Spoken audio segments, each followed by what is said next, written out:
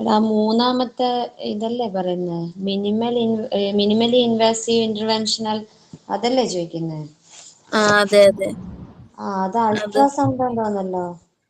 അതെ, നമ്മുടെ ഈ ഇന്റർവെൻഷണൽ റേഡിയോളജി എന്ന് പറഞ്ഞിട്ട് എടുക്കണില്ലേ, ഈ diagnostic radiology, interventional radiology, oncology, അതിൽ ഇന്റർവെൻഷണൽ റേഡിയോളജിയുടെ ഡെഫിനീഷൻ ആണ് ആ മൂന്നാമത്തെ ക്വസ്റ്റ്യൻ വരുന്നത്. ഓഹോ, അത് ശരി. Okay.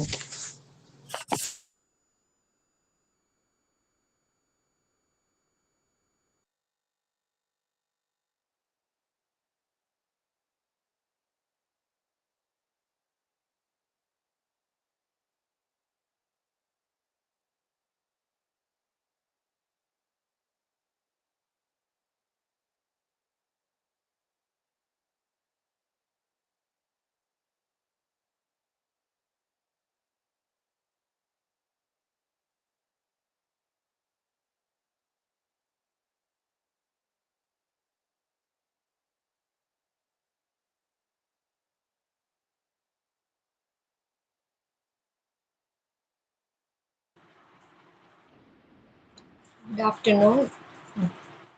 Good afternoon, ma'am. Good afternoon, ma'am. Good afternoon, ma'am. Mute ചെയ്തോളൂ.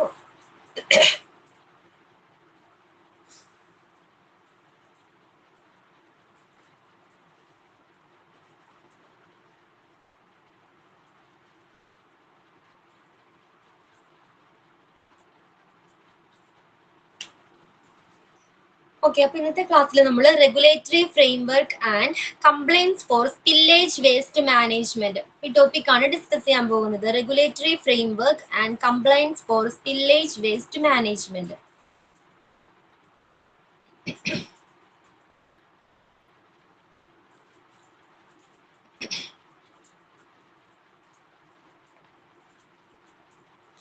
ഓക്കെ, അപ്പൊ ലാസ്റ്റ് ക്ലാസ്സിൽ നമ്മൾ ട്രെയിനിങ് കൊടുക്കേണ്ടതിന്റെ പ്രാധാന്യം എന്താണെന്ന് പഠിച്ചിട്ടുണ്ടായിരുന്നു. എന്തായിരുന്നു ഒരു ഹെൽത്ത് കെയർ സ്റ്റാഫിന് ട്രെയിനിങ് നൽകേണ്ടത്, പ്രോപ്പർ ആയിട്ടുള്ള ട്രെയിനിങ് നൽകേണ്ടതിന്റെ പ്രാധാന്യം എന്തായിരുന്നു?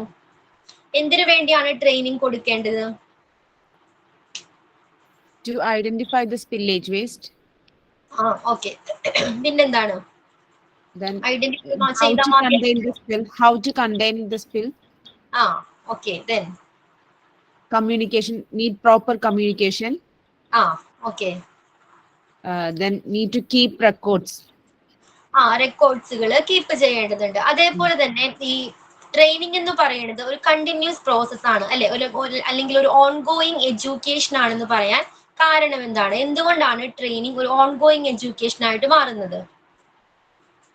അത് ദിവസം തോറും കൂടുമ്പം ഓരോ അപ്ഡേഷൻസ് ഇങ്ങനെ വന്നുകൊണ്ടിരിക്കും. അപ്പൊ അതുകൊണ്ട് ആ ഡീറ്റെയിൽസ് കൃത്യമായിട്ട് എഡ്യൂക്കേറ്റ് ചെയ്യണം. ഓക്കെ. നമ്മുടെ ടെക്നോളജീസ് ആയിക്കോട്ടെ, റൂൾസ് ആയിക്കോട്ടെ, നിങ്ങൾ ഡെയിലി ഇങ്ങനെ മാറിക്കൊണ്ടിരിക്കാം അല്ലെ, ഇയർലി മാറിക്കൊണ്ടിരിക്കും. അപ്പൊ അനുസരിച്ചിട്ടുള്ള എല്ലാ മോഡേൺ ടെക്നോളജീസും ഈ ഹെൽത്ത് കെയർ സ്റ്റാഫുകൾക്ക് പഠിപ്പിച്ചു കൊടുക്കേണ്ടതുണ്ട്, അവർ എഡ്യൂക്കേറ്റ് ചെയ്യേണ്ടതുണ്ട്.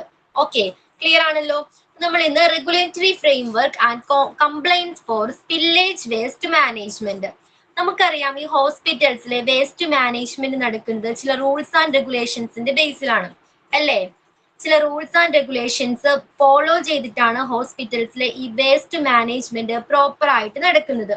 ചില റെഗുലേറ്ററി ഫ്രെയിംവർക്കുകൾ ഉണ്ട് ഹോസ്പിറ്റൽസിൽ അല്ലെ, ചില റൂൾസ്, ചില ആക്ടുകളൊക്കെ അവർ ഫോളോ ചെയ്യേണ്ടതുണ്ട്. അപ്പൊ ഏതൊക്കെയാണ് അത്തരം ആക്ടുകൾ, അല്ലെങ്കിൽ ആക്ടിന്റെ സവിശേഷതകൾ എന്തൊക്കെയാണ്? അതാണ് നമ്മൾ ഇന്നത്തെ ക്ലാസ്സിൽ ഡിസ്കസ് ചെയ്യാൻ പോകുന്നത്. Spillage waste management in hospital is based on A regulatory framework which aims ensuring in compliance with environmental and public health directives. അപ്പൊ എന്തിനു വേണ്ടിയാണ് ഇത്തരം റൂൾസ് ആൻഡ് റെഗുലേഷൻസ് കൊണ്ടുവന്നിരിക്കുന്നത്? എന്തിനു വേണ്ടിയാണ്? പബ്ലിക്കിന്റെ ഹെൽത്തിനെയും എൻവയോൺമെന്റിനെയും ഈ ഹാംഫുൾ ആയിട്ടുള്ള എൻവയോൺമെന്റിൽ നിന്നും പ്രൊട്ടക്ട് ചെയ്യുന്നതിന് വേണ്ടിയാണ് അല്ലെ, അത്തരം സിറ്റുവേഷൻസിൽ നിന്നും പ്രൊട്ടക്ട് ചെയ്യുന്നതിന് വേണ്ടിയാണ്. ഹ്യൂമൻ ഹെൽത്തിനെ ആയിക്കോട്ടെ അല്ലെങ്കിൽ എൻവയോൺമെന്റിനെ പ്രൊട്ടക്ട് ചെയ്യുന്നതിന് വേണ്ടി, സംരക്ഷിക്കുന്നതിന് വേണ്ടിയാണ് ഇത്തരം റൂൾസ് ആൻഡ് റെഗുലേഷൻസ് കൊണ്ടുവന്നിരിക്കുന്നത്. ഓക്കെ, ക്ലിയർ ആണല്ലോ?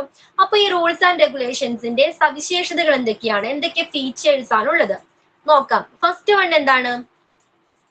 Federal and state regulations. First one ആണ് federal and state regulations. Hospitals are subject to federal and state regulations governing the management and disposal of dangerous waste. That includes spillage waste.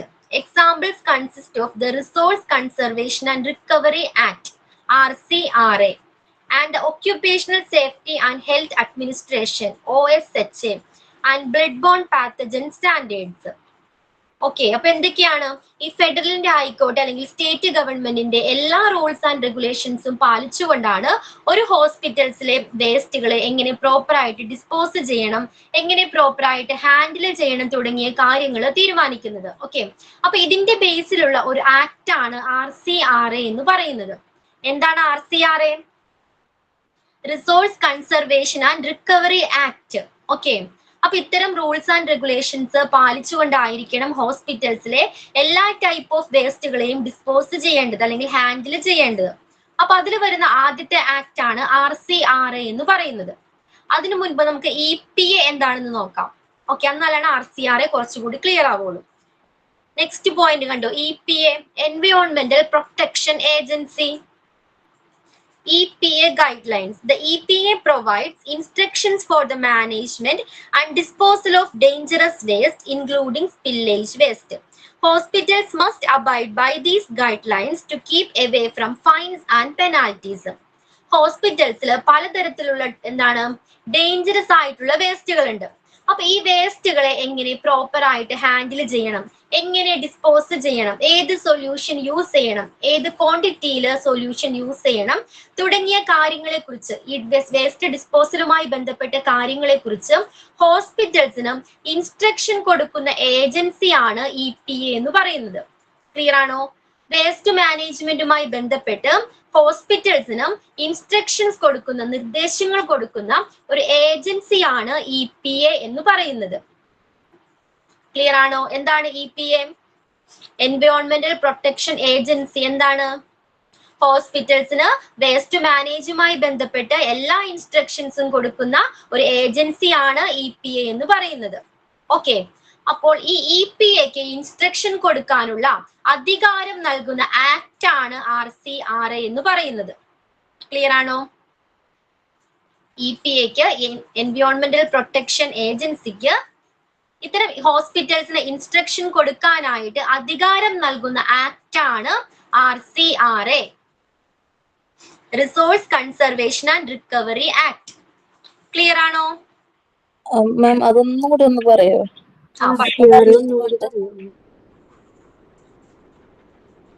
കേട്ടിരുന്നോളൂ. അപ്പോ hospitals പ്രവർത്തിക്കുന്നത്, ഹോസ്പിറ്റൽസിലെ waste management നടക്കുന്നത് ചില rules and റെഗുലേഷൻസിന്റെ ബേസിലാണെന്ന് പറഞ്ഞു. Okay, അതിൽ വരുന്ന first act ആണ് RCRA എന്ന് പറയുന്നത്. RCRA 1976 നിലവിൽ വന്നിട്ടുള്ള ഒരു ആക്ട് ആണ് RCRA എന്ന് പറയുന്നത്. 1976 നിലവിൽ വന്നിട്ടുള്ള ആക്ട് ആണ്. ഈ ആക്ടിൽ എന്താ പറയുന്നത്? ഹോസ്പിറ്റൽസിലെ ഡേഞ്ചറസ് ആയിട്ടുള്ള ഡിഫറെന്റ് ടൈപ്സ് ഓഫ് വേസ്റ്റുകൾ ഉണ്ടെന്ന് പറഞ്ഞു അല്ലെ. ഈ വേസ്റ്റുകളെ നിയന്ത്രിക്കാൻ എൻവയോൺമെന്റൽ പ്രൊട്ടക്ഷൻ ഏജൻസിക്ക് അധികാരം നൽകുന്ന ആക്ട് ആണ് RCRA. ഓക്കെ, ഈ മാലിന്യങ്ങളെ നിയന്ത്രിക്കാനായിട്ട് അല്ലെങ്കിൽ ഇൻസ്ട്രക്ഷൻസ് കൊടുക്കാനായിട്ട് എൻവയോൺമെന്റൽ പ്രൊട്ടക്ഷൻ ഏജൻസിക്ക് അധികാരം നൽകുന്ന ഒരു ആക്ട് ആണ് RCRA എന്ന് പറയുന്നത്. ക്ലിയർ ആണോ? എന്തിനു വേണ്ടിയുള്ള ആക്ട് ആണ് RCRA? എൻവയോൺമെന്റൽ പ്രൊട്ടക്ഷൻ ഏജൻസിക്ക് ഇത്തരം ഹോസ്പിറ്റലിന് വേണ്ടി ഇത്തരം ഇൻസ്ട്രക്ഷൻസ് പ്രൊവൈഡ് ചെയ്യുന്നതിന് അധികാരം നൽകുന്ന ആക്ട് ആണ് RCRA. ഓക്കെ,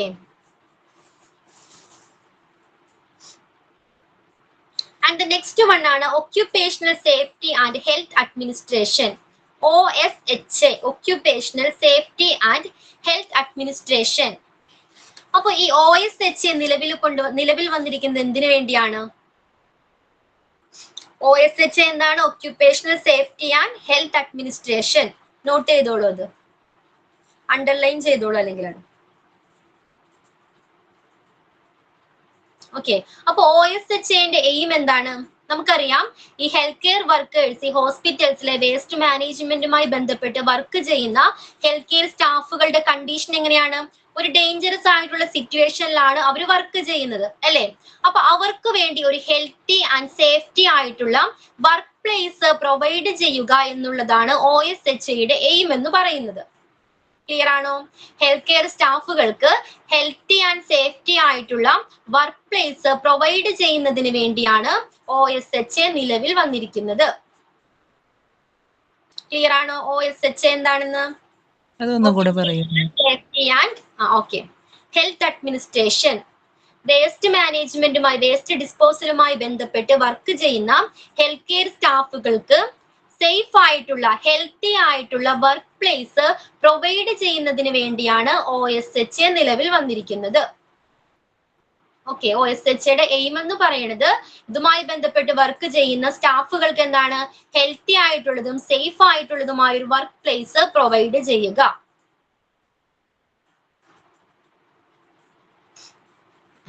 കിട്ടിയോ? ക്ലിയർ ആണോ? ഓക്കെ, നെക്സ്റ്റ് വൺ എന്തായിരുന്നു? ബ്ലഡ് ബോൺ പത്തോജൻ സ്റ്റാൻഡേർഡ് അല്ലെ. ബ്ലഡ് ബോൺ പത്തോജൻ സ്റ്റാൻഡേർഡിൽ എന്താ പറയുന്നത്? ഒരു 2000 needle stick safety and prevention act എന്ന് പറഞ്ഞൊരു നിയമം ഉണ്ടായിരുന്നു. ഓക്കെ, 2000 ഉണ്ടായിരുന്ന ഒരു നിയമമാണ് needle stick safety and prevention act.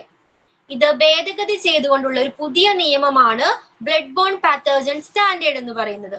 അപ്പൊ ഇതിന്റെ എയിം എന്താണ്? രക്തത്തിലൂടെ പകരുന്ന രോഗങ്ങളിൽ നിന്ന് ഈ ഹെൽത്ത് കെയർ സ്റ്റാഫുകളെ സംരക്ഷിക്കുന്നതിന് ആവശ്യമായ മാർഗനിർദ്ദേശങ്ങൾ പ്രൊവൈഡ് ചെയ്യുന്നതിന് വേണ്ടി നിലവിൽ വന്നിരിക്കുന്നതാണ് ഏത്? ബ്ലഡ് ബോൺ പാത്തജൻ സ്റ്റാൻഡേർഡ് എന്ന് പറയുന്നത്. ക്ലിയർ ആണോ? രക്തത്തിലൂടെ പകരുന്ന രോഗങ്ങളിൽ നിന്ന് ഹെൽത്ത് കെയർ സ്റ്റാഫുകളെ പ്രൊട്ടക്ട് ചെയ്യുന്നതിന് വേണ്ടി അതിനാവശ്യമായ മാർഗനിർദ്ദേശങ്ങൾ നൽകുക. ഓക്കെ, അതാണ് ബ്ലഡ് ബോൺ പാത്തജൻ സ്റ്റാൻഡേർഡിന്റെ എയിം എന്ന് പറയുന്നത്. അപ്പൊ ഇത്രയും കാര്യങ്ങൾ ക്ലിയർ ആണോ? ഫെഡറൽ ആൻഡ് സ്റ്റേറ്റ് റെഗുലേഷൻസുമായി ബന്ധപ്പെട്ട് RCRA പഠിച്ചു, OSHA എന്താണെന്ന് പഠിച്ചു, പിന്നെന്തായിരുന്നു? ബ്ലഡ് ബോൺ പാത്തജൻ സ്റ്റാൻഡേർഡ് എന്തായിരുന്നു? RCRA എന്തായിരുന്നു? റംല എന്തായിരുന്നു RCRA?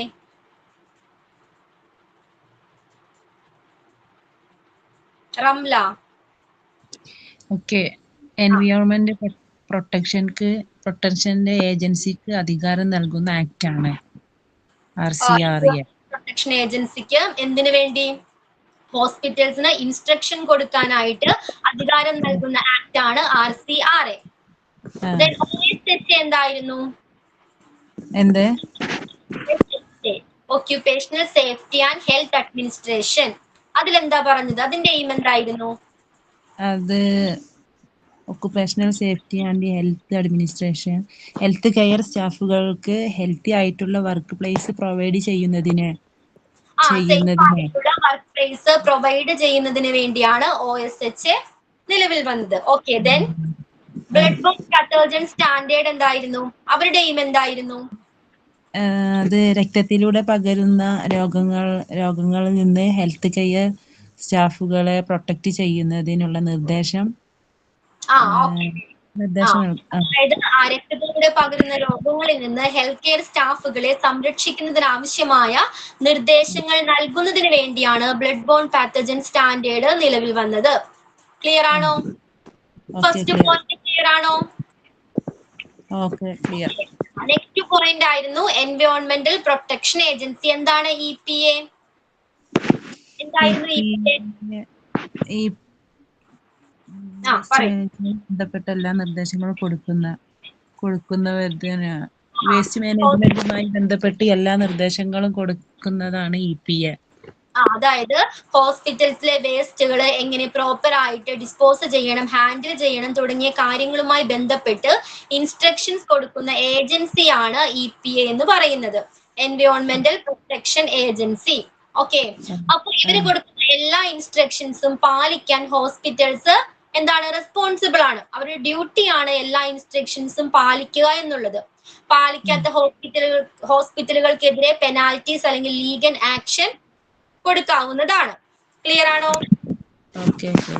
Must abide these guide lines എല്ലാ ഇൻസ്ട്രക്ഷൻസും ഹോസ്പിറ്റൽസ് മസ്റ്റ് ആയിട്ട് ഫോളോ ചെയ്യേണ്ടതാണ്. ഫോളോ ചെയ്യാത്ത ഹോസ്പിറ്റലുകൾക്കെതിരെ ലീഗൽ ആക്ഷനോ പെനാൽറ്റീസോ നൽകാവുന്നതാണ്. ക്ലിയർ ആണല്ലോ? ക്ലിയർ ആണോ? ഓക്കെ, ക്ലിയർ ആണ്. State and local permits. Hospitals must get permits from state and local authorities to handle and dispose of unsafe waste, including spillage waste.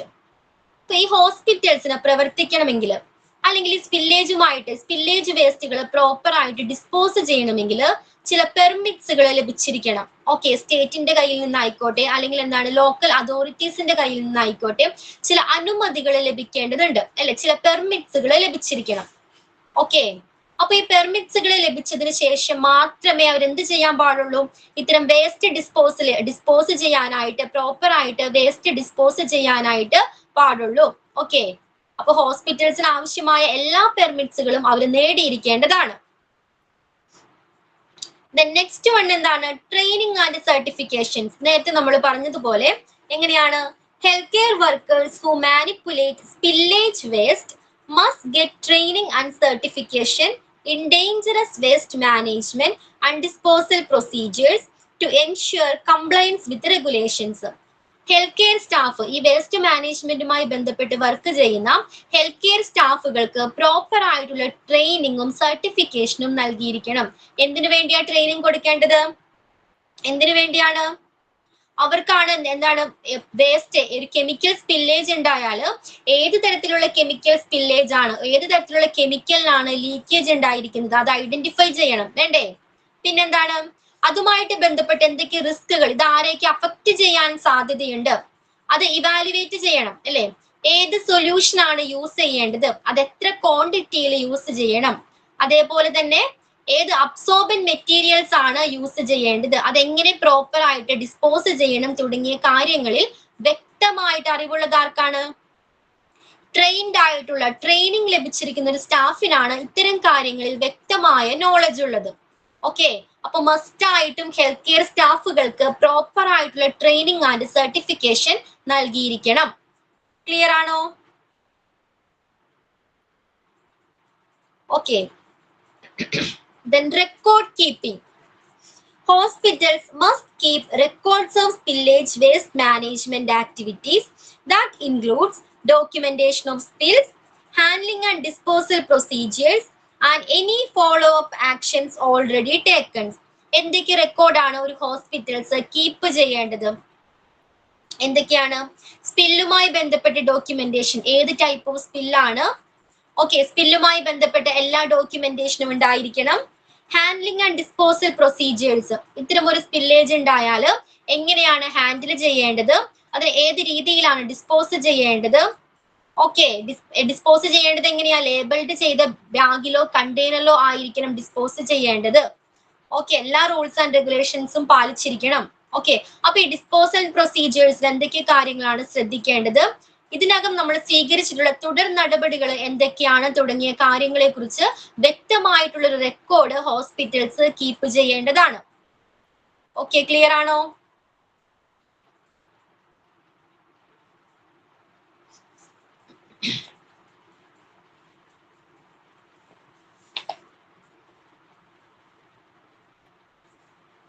Next point ആണ് inspections. Okay, inspections. Regulatory agencies oversee inspections of hospitals to ensure compliance with the dangerous waste management regulations. Hospital must be ready for these inspections and have a plan in place to rectify any insufficiency identified during the inspection. എന്താ പറയുന്നത്? അപ്പൊ ഹോസ്പിറ്റൽസിന് proper ആയിട്ടാണോ waste dispose ചെയ്യുന്നത്, അല്ലെങ്കിൽ എല്ലാ rules and റെഗുലേഷൻസും hospitals പാലിക്കുന്നുണ്ടോ തുടങ്ങിയ കാര്യങ്ങൾ check ചെയ്യാനായിട്ട് ഒരു റെഗുലേറ്ററി ഏജൻസി ഉണ്ട്.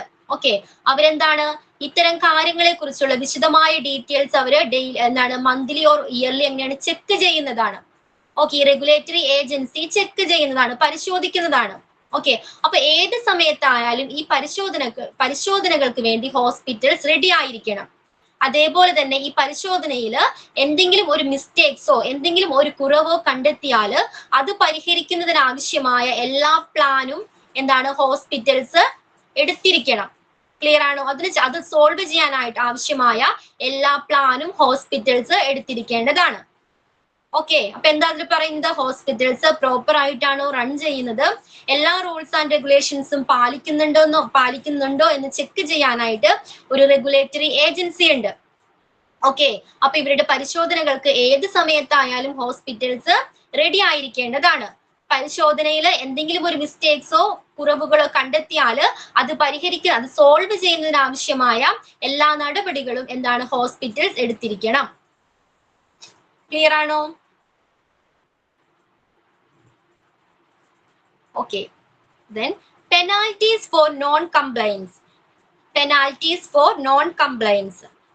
Hospitals that fail to abide by dangerous waste management regulations may have to face fines, penalties and legal action.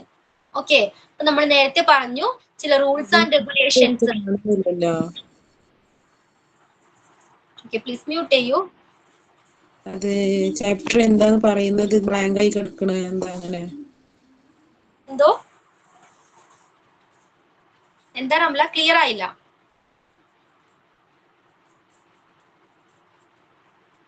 Okay, അപ്പൊ penalties for non compliance. Hospitals ചില rules and regulations പാലിക്കണമെന്ന് പറഞ്ഞു അല്ലെ. ചില rules and regulations അവർ follow ചെയ്തിരിക്കണം. അപ്പൊ ഇത്തരം റൂൾസ് ആൻഡ് റെഗുലേഷൻസ് പാലിക്കാത്ത ഹോസ്പിറ്റലുകൾക്കെതിരെ എങ്ങനെയാണ് ലീഗൽ ആക്ഷനോ പെനാൽറ്റീസോ കൊടുക്കാവുന്നതാണ്. ഓക്കെ, ഇതെല്ലാം ഫോളോ ചെയ്യേണ്ടത്, എല്ലാ റൂൾസ് ആൻഡ് റെഗുലേഷൻസും എല്ലാ ഇൻസ്ട്രക്ഷൻസും ഫോളോ ചെയ്തിട്ടായിരിക്കണം ഹോസ്പിറ്റൽ റൺ ചെയ്യേണ്ടത്. ഇത്തരം ഇൻസ്ട്രക്ഷൻസ് പാലിക്കാത്ത ഹോസ്പിറ്റലുകൾക്കെതിരെ പെനാൽറ്റീസും പെനാൽറ്റീസ് എന്ത് ചെയ്യാവുന്നതാണ്? പെനാൽറ്റീസോ അല്ലെങ്കിൽ ലീഗൽ ആക്ഷൻസോ കൊടുക്കാവുന്നതാണ്. ക്ലിയർ ആണോ?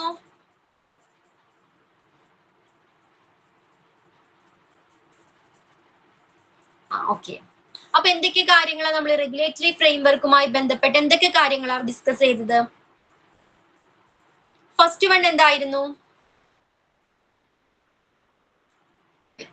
റെഗുലേറ്ററി ഫ്രെയിംവർക്കുമായി ബന്ധപ്പെട്ട് എന്തൊക്കെ ആക്ടുകൾ, എന്തൊക്കെ റൂൾസ് ആൻഡ് റെഗുലേഷൻസ് ആണ് നമ്മൾ ഡിസ്കസ് ചെയ്തത്? ഏതൊക്കെയായിരുന്നു? ഫസ്റ്റ് വൺ എന്തായിരുന്നു? Federal and state regulations. അതിലെന്താ പറയുന്നത്? അതില് resource conservation and recovery act. അത് പ്രകാരം കണ്ടിന്യൂ.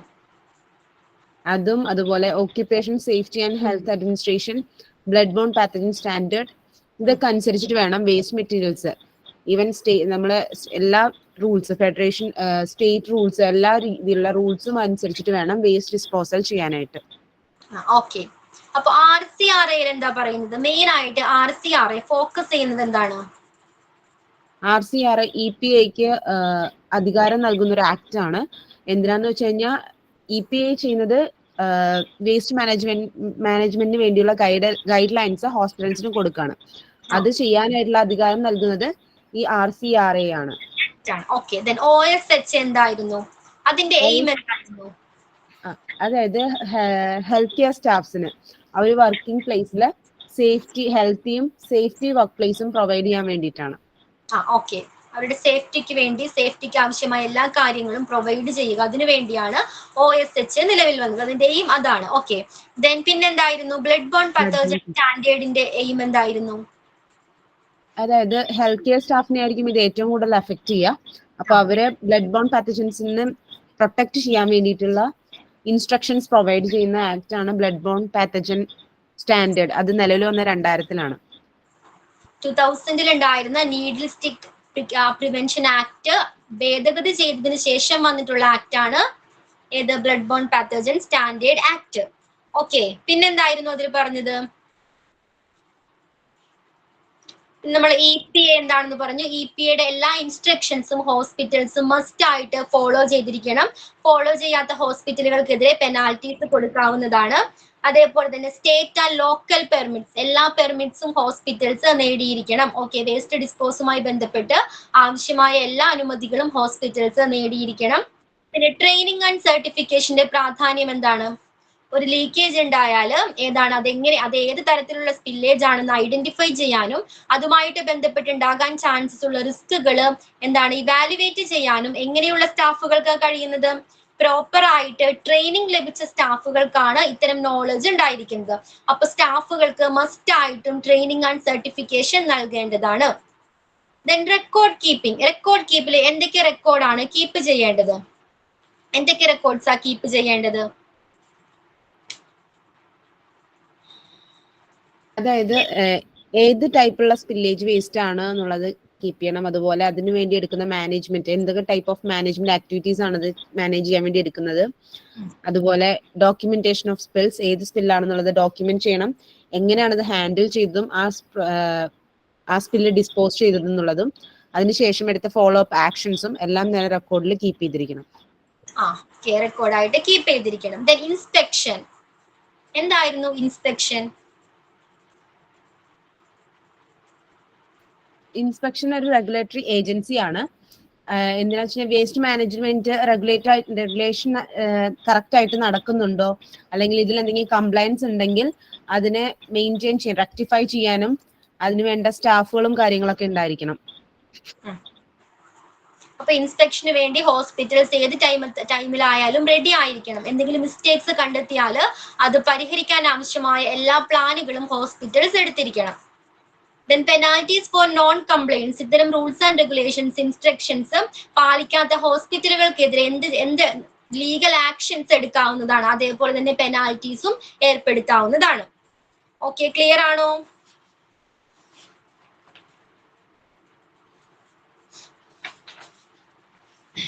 ഓക്കെ, അപ്പൊ എന്തിനു വേണ്ടിയാണ് ഇത്തരം റൂൾസ് ആൻഡ് റെഗുലേഷൻസ് അല്ലെങ്കിൽ റെഗുലേറ്ററി ഫ്രെയിംവർക്സുകൾ കൊണ്ടുവന്നിരിക്കുന്നത്? എന്തിനു വേണ്ടിയാണ്? പബ്ലിക് ഹെൽത്തിനും എൻവയോൺമെന്റിനെയും പ്രൊട്ടക്ട് ചെയ്യുന്നതിന് വേണ്ടിയാണ് ഇത്തരം വേസ്റ്റ് മാനേജ്മെന്റുമായി ബന്ധപ്പെട്ട് ഇത്തരം റൂൾസ് ആൻഡ് റെഗുലേഷൻസ് കൊണ്ടുവന്നിരിക്കുന്നത്. ഓക്കെ, അപ്പൊ ഇത് പാലിക്കേണ്ടത് എല്ലാ ഹോസ്പിറ്റൽസിന്റെയും റെസ്പോൺസിബിലിറ്റി ആണ്. പാലിക്കാത്ത ഹോസ്പിറ്റലുകൾക്കെതിരെ ലീഗൽ ആക്ഷൻസോ പെനാൽറ്റീസോ ഫൈൻസോ ഏർപ്പെടുത്താവുന്നതാണ്. ക്ലിയർ ആണല്ലോ? The next topic and the last topic ആണ് emerging trend and technologies in spillage waste management. Spillage waste മാനേജ്മെന്റുമായി ബന്ധപ്പെട്ട് ധാരാളം ടെക്നോളജീസ് ഡെവലപ്പ് ചെയ്തുകൊണ്ടിരിക്കുന്നുണ്ട്. ഏതൊക്കെയാണ് ടെക്നോളജീസ്? ഫസ്റ്റ് വൺ ആണ് റോബോട്ടിക്സ് ആൻഡ് ഓട്ടോമേഷൻസ്. ഇപ്പൊ നമ്മുടെ നിലവിൽ വന്നുകൊണ്ടിരിക്കുന്ന പുതിയ ട്രെൻഡ്സ് ആണ്, അല്ലെങ്കിൽ പുതിയ ടെക്നോളജീസിൽ ഉൾപ്പെടുന്നതാണ് റോബോട്ടിക്സ് ആൻഡ് ഓട്ടോമേഷൻസ്. അതിലെന്താ പറയുന്നത്? Robotics and automation technologies are being developed to handle danger waste safely and skillfully. This can help lessen the risk of exposure for healthcare workers and make better accuracy and speed of waste handling and disposal. അപ്പൊ എന്താണ് robotics and automations? നമ്മുടെ ഹോസ്പിറ്റൽസിൽ ഈ dangerous ആയിട്ടുള്ള വേസ്റ്റുകളെ safe ആയിട്ടും proper ആയിട്ടും dispose ചെയ്യുന്നതിന് വേണ്ടി നിലവിൽ വന്നിരിക്കുന്ന ഒരു പുതിയ ടെക്നോളജിയാണ് റോബോട്ടിക്സ് ആൻഡ് ഓട്ടോമേഷൻ എന്ന് പറയുന്നത്. അപ്പൊ ഈ ടെക്നോളജി യൂസ് ചെയ്യുന്നതിലൂടെ ഹെൽത്ത് കെയർ സ്റ്റാഫുകൾക്ക് ഉണ്ടാകാൻ ചാൻസസ് ഉള്ള റിസ്കുകൾ കുറക്കാനായിട്ട് കഴിയുന്നുണ്ട്. അതേപോലെ തന്നെ ആക്യുറേറ്റ് ആയിട്ടും വേഗതയിലും എന്ത് ചെയ്യാൻ പറ്റും? വേസ്റ്റുകളെ ഡിസ്പോസ് ചെയ്യാനും ഹാൻഡിൽ ചെയ്യാനും ഇത്തരം ടെക്നോളജീസ് ഹെൽപ്പ് ചെയ്യുന്നുണ്ട്. ക്ലിയർ ആണോ? മെയിൻ ആയിട്ട് റോബോട്ടിക്സ് ആൻഡ് ഓട്ടോമേഷനിൽ ആരായിരിക്കും ഇത്തരം കാര്യങ്ങൾ, ഇത്തരം വർക്കുകൾ ചെയ്യുന്നത്? ആരായിരിക്കും? റോബോട്ട്സ് ആയിരിക്കും.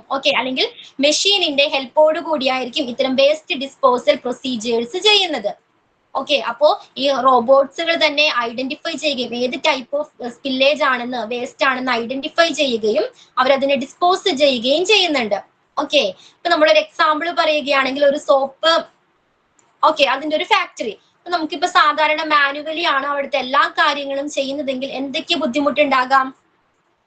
ധാരാളം ടൈം കൺസ്യൂം ചെയ്യും അല്ലേ? ധാരാളം ടൈം എടുക്കും. ഒരു സോപ്പ് അത് പാക്കറ്റിലാക്കി സെറ്റ് ചെയ്യുന്നതിന് വേണ്ടി, അത് പാക്ക് ചെയ്യുന്നതിന് വേണ്ടി ധാരാളം ടൈം നമുക്ക് നഷ്ടപ്പെടും അല്ലേ?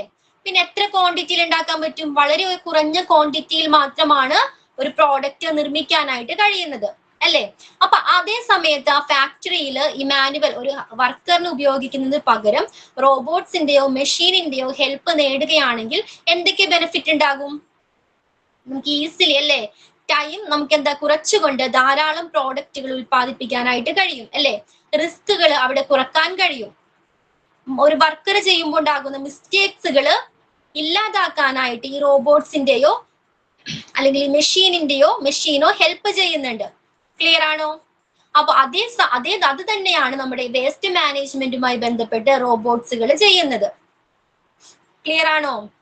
വേസ്റ്റ് ഡിസ്പോസലുമായി ബന്ധപ്പെട്ട എല്ലാ കാര്യങ്ങളും ചെയ്യുന്നത് ആരായിരിക്കും? റോബോട്ട്സോ മെഷീൻസോ ആയിരിക്കും. ഓക്കെ, അപ്പൊ ഇതിന്റെ ഹെൽപ്പോടുകൂടി എന്ത് ചെയ്യാൻ കഴിയുന്നുണ്ട്? ഹെൽത്ത് കെയർ വർക്കേഴ്സിന് ഉണ്ടാകാവുന്ന റിസ്കുകൾ കുറക്കാനായിട്ട് കഴിയുന്നുണ്ട്.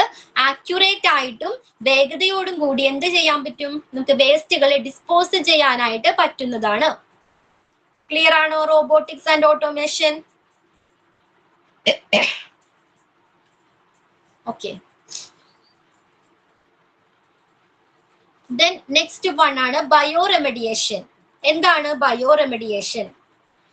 This technology uses natural biological process to break down dangerous waste. This can be an effective and environment friendly approach to spillage waste management. അപ്പൊ എന്താണ് ബയോറെമഡിയേഷൻസ്?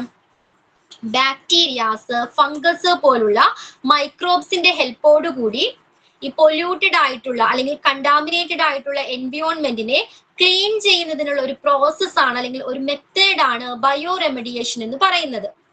ക്ലിയർ ആണോ? മൈക്രോബ്സിന്റെ ഹെൽപ്പോടുകൂടി പൊല്യൂട്ടഡ് ആയിട്ടുള്ള എൻവയോൺമെന്റിനെ ക്ലീൻ ചെയ്യുന്ന പ്രോസസ് ആണ് ബയോറെമഡിയേഷൻ. ഫംഗസുകളുടെയോ ബാക്ടീരിയാസിന്റെയോ ഹെൽപ്പോടുകൂടി കണ്ടാമിനേറ്റഡ് ആയിട്ടുള്ള എൻവയോൺമെന്റിനെ clean ചെയ്യുന്ന പ്രോസസ്സിനെയാണ് അല്ലെങ്കിൽ മെത്തേഡിനെയാണ് ബയോറെമഡിയേഷൻ എന്ന് പറയുന്നത്. ക്ലിയർ ആണോ?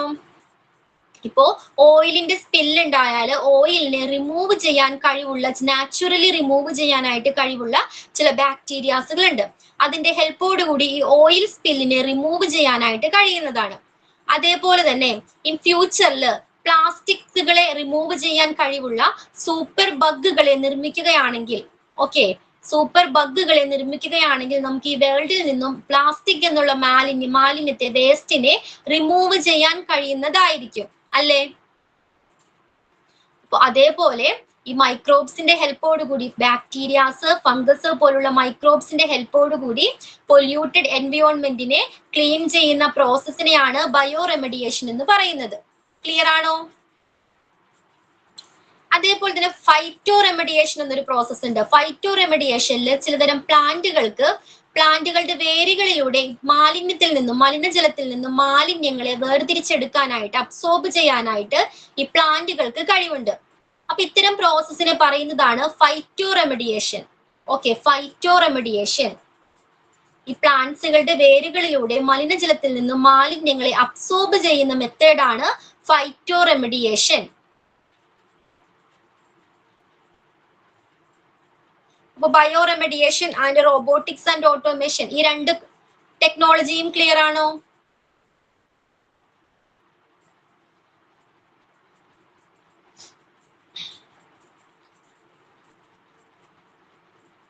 ഓക്കെ, തേർഡ് വൺ എന്താണ്? Plasma ഗാസിഫിക്കേഷൻ. Plasma gasification is a process that uses high temperature to break down unsafe waste, including spillage waste, into its constituent components. This technology can minimize the volume of waste, lessen the risk of exposure to dangerous substances, and regain valuable materials for reuse. ഇപ്പൊ plasma ഗ്യാസിഫിക്കേഷനിൽ follow ചെയ്യുന്ന method എന്താണ്? ഈ ഹോസ്പിറ്റലുകളിലെ unsafe ആയിട്ടുള്ള വേസ്റ്റുകളെ high ടെമ്പറേച്ചറിലൂടെ കടത്തിവിട്ടിട്ട് എന്ത് ചെയ്യുന്നുണ്ട്? Decomposition ചെയ്യുന്ന മെത്തേഡിനെയാണ് plasma gasification എന്ന് പറയുന്നത്. ഇപ്പൊ ഹോസ്പിറ്റൽസിലെ അൺസേഫ് ആയിട്ടുള്ള വേസ്റ്റുകളെ ഹൈ ടെമ്പറേച്ചറിലൂടെ കടത്തിവിട്ട് എന്ത് ചെയ്യുന്നു? ഡീകോമ്പോസിഷൻ ചെയ്യുന്ന ഒരു പ്രോസസ് ആണ് പ്ലാസ്മ ഗ്യാസിഫിക്കേഷൻ എന്ന് പറയുന്നത്. ക്ലിയർ ആണോ? ഇപ്പൊ നിങ്ങളുടെ കയ്യിൽ അപ്പൊ ഇത്തരം പ്രോസസ്സിലൂടെ ഹൈ ടെമ്പറേച്ചറിലൂടെ ഇത്തരം വേസ്റ്റുകളെ കടത്തിവിടുന്നത് മൂലം ഈ ക്വാണ്ടിറ്റി, ഈ വേസ്റ്റിന്റെ ക്വാണ്ടിറ്റി, അതിന്റെ വോളിയം എന്ത് ചെയ്യുന്നുണ്ട്? കുറയുന്നുണ്ട്. ഇപ്പോ സപ്പോസ് ഒരു ബണ്ടിൽ ഓഫ് പേപ്പർ നിങ്ങളുടെ കയ്യിലുണ്ടെങ്കിൽ അതിന് നമ്മൾ കത്തിച്ചാൽ ചാരമായിട്ട് മാറുന്നുണ്ട് ഇല്ലേ? അതിന്റെ ആ വേസ്റ്റിന്റെ ക്വാണ്ടിറ്റി കുറഞ്ഞില്ലേ? അതേപോലെ തന്നെ ഈ ഹൈ ടെമ്പറേച്ചറിലൂടെ കടത്തിവിടുന്ന വേസ്റ്റുകൾ എന്തായി മാറുന്നുണ്ട്? അതിന്റെ വോളിയം കുറയുന്നുണ്ട്. ചില വേസ്റ്റുകൾ നശിച്ചു പോവുകയോ ചില വേസ്റ്റുകൾ എന്താണ് റീയൂസ് ചെയ്യാൻ കഴിയുന്ന മെറ്റീരിയൽസ് ആയിട്ടോ കൺവേർട്ട് ആകുന്നുണ്ട്. ഈ ഹൈ ടെമ്പറേച്ചറിലൂടെ കടത്തിവിടുന്ന വേസ്റ്റുകളിൽ ചില വേസ്റ്റുകൾ റിമൂവ് ആയി പോകുന്നുണ്ട്, മറ്റു ചിലത് എന്താകുന്നുണ്ട് നമുക്ക് വീണ്ടും ഉപയോഗിക്കാൻ കഴിയുന്ന മെറ്റീരിയൽസ് ആയിട്ട് ആ ഫോമിലോട്ട് ഇവർ മാറുന്നുണ്ട്. ക്ലിയർ ആണോ പ്ലാസ്മ ഗ്യാസിഫിക്കേഷൻ? ഒന്നും കൂടി പറയോ? പ്ലാസ്മ ഗ്യാസിഫിക്കേഷൻ പറയാം. ഗ്യാസ് വേസ്റ്റ് മാനേജ്മെന്റിന് നമ്മൾ യൂസ് ചെയ്യുന്ന മറ്റൊരു ടെക്നോളജിയാണ്. നമ്മൾ ധാരാളം ഇപ്പൊ 3 ടെക്നോളജി പഠിച്ചല്ലേ, മറ്റൊരു ടെക്നോളജി കൂടിയാണ് പ്ലാസ്മ ഗ്യാസിഫിക്കേഷൻ എന്ന് പറയുന്നത്. പ്ലാസ്മ ഗ്യാസിഫിക്കേഷനിൽ എന്താണ് ചെയ്യുന്നത്? ഇത്തരം ഹോസ്പിറ്റലിലെ ഇത്തരം അൺസേഫ് ആയിട്ടുള്ള വേസ്റ്റുകളെ ഹൈ ടെമ്പറേച്ചറിലൂടെ കടത്തിവിടുകയും ഡീകോമ്പോസിഷൻ ചെയ്യുകയും ചെയ്യുന്നുണ്ട്. അപ്പോ ഈ ഡീകോമ്പോസിഷൻ ചെയ്യുന്ന മെത്തേഡ്, ആ പ്രോസസ്സിനെയാണ് പ്ലാസ്മ ഗ്യാസിഫിക്കേഷൻ എന്ന് പറയുന്നത്. അപ്പൊ ഇതിന്റെ ഫലമായിട്ട് വേസ്റ്റിന്റെ എന്താണ് വോളിയം കുറയുന്നുണ്ട്, അളവ് കുറയുന്നുണ്ട്. അതേപോലെ തന്നെ ചില വേസ്റ്റുകൾ റിമൂവ് ആകുകയും മറ്റു ചില വേസ്റ്റുകൾ എന്താകുന്നുണ്ട് റീയൂസ് ചെയ്യാൻ കഴിയുന്ന, നമുക്ക് വീണ്ടും ഉപയോഗിക്കാൻ കഴിയുന്ന മെറ്റീരിയൽസിലോട്ട് കൺവേർട്ട് ആകുന്നുണ്ട്.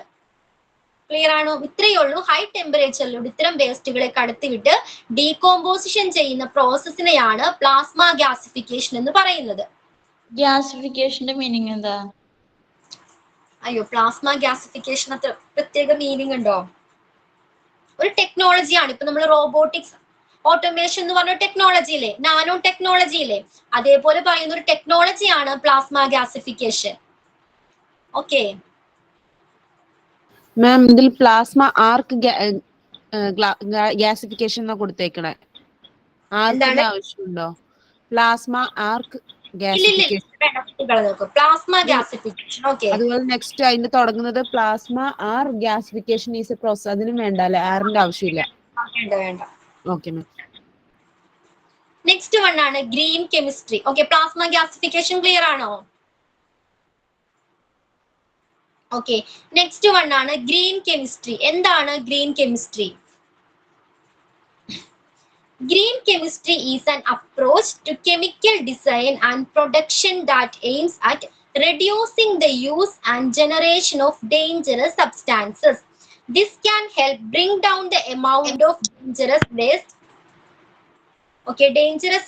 produced, including leakage waste. അപ്പൊ എന്താണ് ഗ്രീൻ കെമിസ്ട്രിയിൽ പറയുന്നത്? നമുക്കറിയാം, നമ്മുടെ ഡെയിലി ലൈഫിൽ നമ്മൾ ധാരാളം കെമിക്കൽ പ്രോഡക്ട്സ് ഉപയോഗിക്കുന്നുണ്ട്. ഏതൊക്കെയാണ്? 1-2 എക്സാമ്പിൾസ് ഷെയർ ചെയ്യാവോ? ഏതൊക്കെ കെമിക്കൽ പ്രോഡക്ട്സ് ആണ് നമ്മൾ യൂസ് ചെയ്യുന്നത്? നമ്മൾ ഡെയിലി ലൈഫിൽ ധാരാളം കെമിക്കൽ പ്രോഡക്ട്സ് നമ്മൾ യൂസ് ചെയ്യുന്നുണ്ട്. ഏതൊക്കെയാണിത്? കെമിക്കൽ പ്രോഡക്ട്സ് ഏതൊക്കെയാ? ഈവൻ നമ്മൾ കഴിക്കുന്ന മരുന്ന് അതൊരു കെമിക്കൽ പ്രോഡക്റ്റ് അല്ലേ?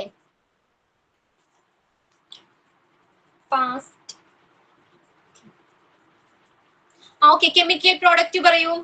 ഇപ്പൊ കൃഷിക്ക് ഉപയോഗിക്കുന്ന, അഗ്രികൾച്ചർ ആ ടൈമിൽ ഉപയോഗിക്കുന്ന ഫെർട്ടിലൈസർ ആയിക്കോട്ടെ, പെസ്റ്റിസൈഡ്സ് ആയിക്കോട്ടെ, ഈവൻ പെയിന്റിൽ വരെ എന്താണ് chemical paste. Okay, chemical products ഉണ്ട് അല്ലെ? ഇതെല്ലാം കെമിക്കൽ പ്രോഡക്ട്സ് ആണ്. കെമിക്കൽ അടങ്ങിയിട്ടുണ്ട്. ഷാംപൂ, നമ്മൾ ഉപയോഗിക്കുന്ന മിക്കതിൽ എന്താണ് കെമിക്കൽ പ്രോഡക്ട്സ് ആണ് മിക്കതും അല്ലെ? അപ്പൊ ഇത് ഉണ്ടാക്കുന്നത് എങ്ങനെയാണ്? നൈട്രിക് ആസിഡ് അല്ലെങ്കിൽ സൾഫ്യൂരിക് ആസിഡ് പോലുള്ള കെമിക്കൽ എലമെന്റ്സ് ആഡ് ചെയ്തുകൊണ്ടാണ് ഇത്തരം കെമിക്കൽ പ്രോഡക്ട്സ് ഉപയോഗിക്കുന്നത് അല്ലെങ്കിൽ നിർമ്മിക്കുന്നത്. ക്ലിയർ ആണോ? അപ്പൊ ഇത്തരം കെമിക്കൽ പ്രോഡക്ട്സ് നമ്മൾ ഉപയോഗിക്കുന്നത് അല്ലെങ്കിൽ നിർമ്മിക്കുന്നത് എങ്ങനെയാണ്? ഇത്തരം കെമിക്കൽ ആയിട്ടുള്ള ഹൈലി ടോക്സിക് ആയിട്ടുള്ള എലമെന്റ്സുകൾ ആഡ് ചെയ്തുകൊണ്ടാണ് ഈ കെമിക്കൽ പ്രോഡക്ട്സ് നിർമ്മിക്കുന്നത്. അപ്പൊ ഈ കെമിക്കൽ പ്രോഡക്ട്സിന്റെ എന്താണ് ക്വാണ്ടിറ്റി കുറച്ചുകൊണ്ടോ അല്ലെങ്കിൽ അതിനെ എലിമിനേറ്റ് ചെയ്തുകൊണ്ടോ ഒരു പുതിയ കെമിക്കൽ പ്രോഡക്റ്റ് നിർമ്മിക്കുന്നതിന് വേണ്ടി കെമിസ്ട്രിയിലെ രൂപം കൊണ്ടിട്ടുള്ള ഒരു പുതിയ ബ്രാഞ്ച് ആണ് ഗ്രീൻ കെമിസ്ട്രി എന്ന് പറയുന്നത്. ഓക്കെ, അപ്പൊ ഗ്രീൻ കെമിസ്ട്രിയിൽ എന്താ ചെയ്യുന്നത്? ലെസ് ടോക്സിക് ആയിട്ടുള്ള എലമെന്റ്സ് യൂസ് ചെയ്തുകൊണ്ട് കെമിക്കൽ പ്രോഡക്ട്സ് നിർമ്മിക്കുന്ന പ്രോസസ് ആണ് ഗ്രീൻ കെമിസ്ട്രി. ക്ലിയർ ആണോ? ലെസ് ടോക്സിക് ആയിട്ടുള്ള എലമെന്റ്സുകൾ ഉപയോഗിച്ചുകൊണ്ട് കെമിക്കൽ പ്രോഡക്റ്റ് നിർമ്മിക്കുക. ഇതാണ് ഗ്രീൻ കെമിസ്ട്രിയുടെ എയിം എന്ന് പറയുന്നത്. എന്താണ് ഗ്രീൻ കെമിസ്ട്രി? കെമിസ്ട്രിയിലെ രൂപം കൊണ്ടിരിക്കുന്ന ഒരു പുതിയ ബ്രാഞ്ചാണ് ഗ്രീൻ കെമിസ്ട്രി എന്ന് പറയുന്നത്. ലെസ് ടോക്സിക് ആയിട്ടുള്ള എലിമെന്റ്സുകളുടെ ഹെൽപ്പോട് കൂടി പുതിയൊരു കെമിക്കൽ പ്രോഡക്ട്സ് നിർമ്മിക്കുക എന്നുള്ളതാണ് ഗ്രീൻ കെമിസ്ട്രിയുടെ എയിം. എന്താണ് ഗ്രീൻ കെമിസ്ട്രി? ക്ലിയർ ആണോ? അത് ഒന്നും കൂടെ പറയാം മിസ്. പറയാം.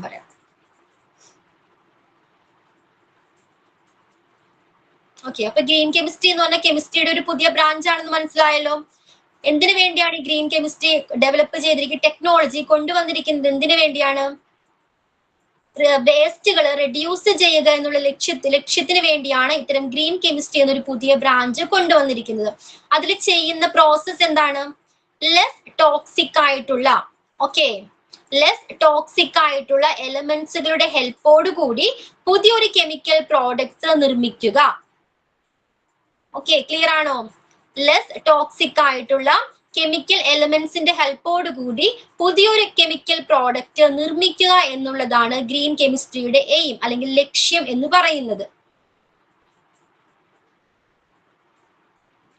ഹൈലി ടോക്സിക് ആയിട്ടുള്ള എലമെന്റ്സിന് പകരം ലെസ് ടോക്സിക് ആയിട്ടുള്ള എലമെന്റ്സുകളുടെ ഹെൽപ്പോട് കൂടി പുതിയ കെമിക്കൽ പ്രോഡക്ട്സ് നിർമ്മിക്കുന്നതിനാണ് ഗ്രീൻ കെമിസ്ട്രി കൊണ്ടുവന്നിരിക്കുന്നത്.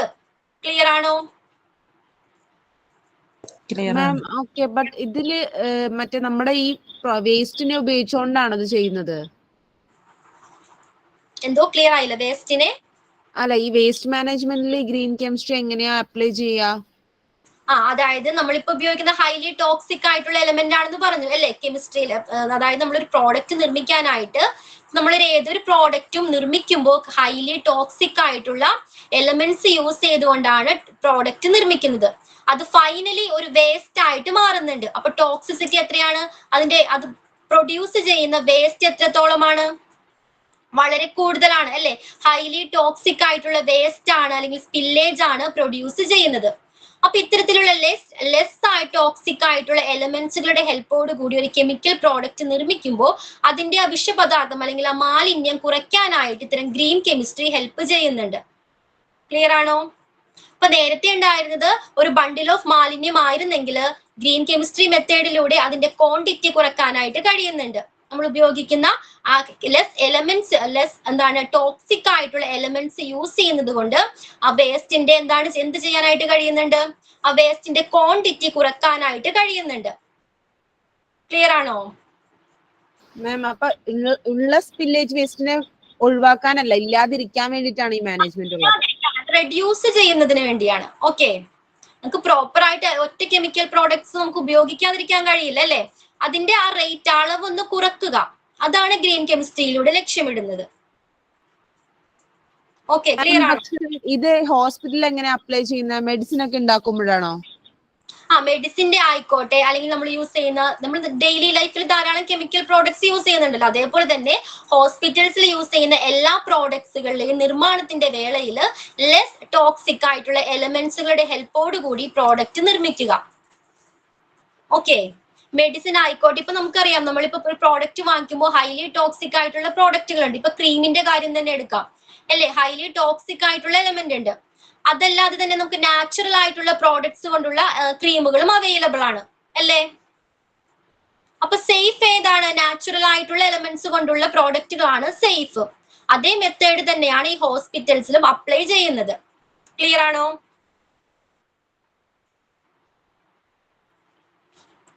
ഓക്കെ, നെക്സ്റ്റ് വൺ ആണ് നാനോ ടെക്നോളജി. എന്താണ് നാനോ ടെക്നോളജി? നമുക്ക് കുറച്ച് ഫെമിലിയർ ആയിട്ടുള്ള വേർഡാണ് നാനോ ടെക്നോളജി അല്ലേ. Nanotechnology is being developed to give more effective and environment-friendly solutions for dangerous waste management, which includes spillage waste. For example, nanoparticles can be used selectively to bind hazardous substances, making them easier to eliminate and dispose of safely. Okay, nanotechnology. എന്താണ് nano means? എന്താണ് nano? Small, ചെറുത്. Okay, mini അല്ലെങ്കിൽ small എന്നാണ് നാനോയുടെ അർത്ഥം അല്ലേ. അപ്പൊ ഈ dangerous ഈ ഡേഞ്ചറസ് വേസ്റ്റ് മാനേജ്മെന്റിന് എഫക്റ്റീവ് ആയിട്ടുള്ള അല്ലെങ്കിൽ എൻവയോൺമെന്റ് ഫ്രണ്ട്ലി ആയിട്ടുള്ള ഒരു സൊല്യൂഷൻ ആയിട്ടാണ് ഈ നാനോ ടെക്നോളജി ഡെവലപ്പ് ചെയ്തിരിക്കുന്നത്.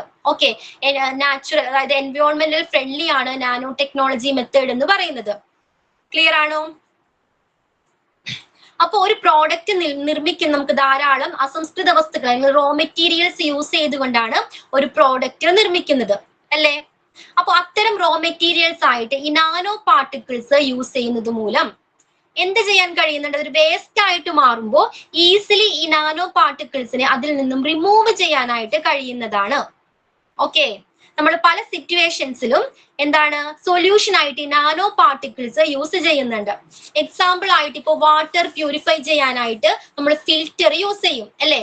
ഈ ഫിൽറ്റർ നിർമ്മിക്കുന്നത് നാനോ പാർട്ടിക്കിൾസ് യൂസ് ചെയ്തുകൊണ്ടാണ് ഈ ഫിൽറ്ററുകൾ നിർമ്മിക്കുന്നത്.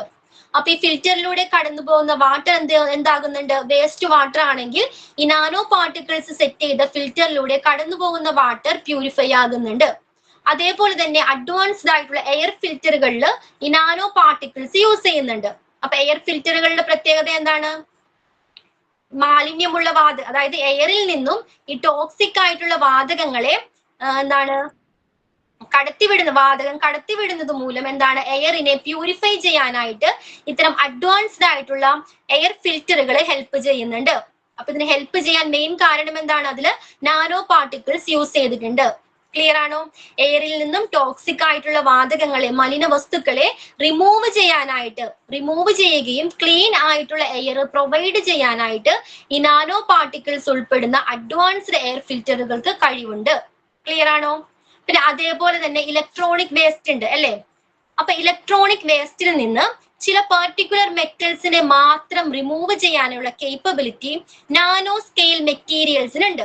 ഓക്കെ, നാനോ സ്കെയിൽ മെറ്റീരിയൽസ് എന്ന് പറയുന്ന ഒരു മെറ്റീരിയൽസിന് എന്താണ് ഇലക്ട്രോണിക് വേസ്റ്റിൽ നിന്ന് ഒരു പർട്ടിക്കുലർ മെറ്റൽസിനെ മാത്രം വേർതിരിച്ചെടുക്കാനുള്ള കഴിവുണ്ട്. അപ്പൊ ഇത്തരം സിറ്റുവേഷനിലേക്ക് നമ്മൾ നാനോ പാർട്ടിക്കിൾസ് അല്ലെങ്കിൽ നാനോ ടെക്നോളജി ഉപയോഗപ്പെടുത്തുന്നുണ്ട്. ഓക്കെ, ക്ലിയർ ആണോ? അപ്പൊ നാനോ ടെക്നോളജി എന്താണെന്ന് ക്ലിയർ ആണോ? എന്തായിരുന്നു നാനോ ടെക്നോളജി? Environment okay. അപ്പൊ ഈ ഡേഞ്ചറസ് ആയിട്ടുള്ള വേസ്റ്റ് മാനേജ്മെന്റിനെ എഫക്റ്റീവ് ആയിട്ടും എൻവയോൺമെന്റൽ ഫ്രണ്ട്ലി ആയിട്ടുള്ളതുമായ ഒരു സൊല്യൂഷൻ ആണ് നാനോ ടെക്നോളജി എന്ന് പറയുന്നത്. ഈ നാനോ പാർട്ടിക്കിൾസ് ആണ് ഇത്തരം ടെക്നോളജീസിൽ മെയിൻ ആയിട്ട് യൂസ് ചെയ്യുന്നത്. നാനോ പാർട്ടിക്കിൾസിന്റെ പ്രത്യേകത എന്താണ്? ഒരു വേസ്റ്റിൽ നിന്നും ഇത്തരം നാനോ പാർട്ടിക്കിൾസിനെ റിമൂവ് ചെയ്യാനായിട്ട് ഈസിലി നമുക്ക് ഇത്തരം നാനോ പാർട്ടിക്കിൾസിനെ വേസ്റ്റിൽ നിന്നും റിമൂവ് ചെയ്യാനായിട്ട് കഴിയുന്നുണ്ട്. അതേപോലെ തന്നെ വാട്ടർ ഫിൽട്രേഷൻ, വാട്ടർ പ്യൂരിഫൈ ചെയ്യുമ്പോൾ ആ സമയത്ത് ഫിൽട്രേഷനിൽ നമ്മൾ നാനോ പാർട്ടിക്കിൾസ് യൂസ് ചെയ്യുന്നുണ്ട്. അപ്പൊ അതിലൂടെ കടന്നു പോകുന്ന വേസ്റ്റ് വാട്ടർ എങ്ങനെയാണ്? വാട്ടർ പ്യൂരിഫൈ ആയിട്ട് മാറുന്നുണ്ട്.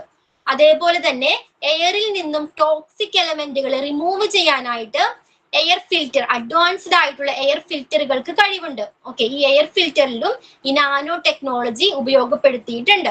ഓക്കെ, അതേപോലെ തന്നെയാണ് ഇലക്ട്രോണിക് വേസ്റ്റിൽ നിന്നും ഒരു പെർട്ടിക്കുലർ മെറ്റലിനെ മാത്രം വേർതിരിച്ചെടുക്കാനുള്ള കഴിവ് നാനോ സ്കെയിൽ മെറ്റീരിയൽസിനുണ്ട്. ഓക്കെ, ഇതും നാനോ ടെക്നോളജി അപ്ലൈ ചെയ്തിരിക്കുന്ന ഒരു മെത്തേഡാണ്. ഇലക്ട്രോൺസിൽ നിന്നും ഒരു പർട്ടിക്കുലർ മെറ്റീരിയലിനെ മാത്രം അല്ലെങ്കിൽ മെറ്റലിനെ മാത്രം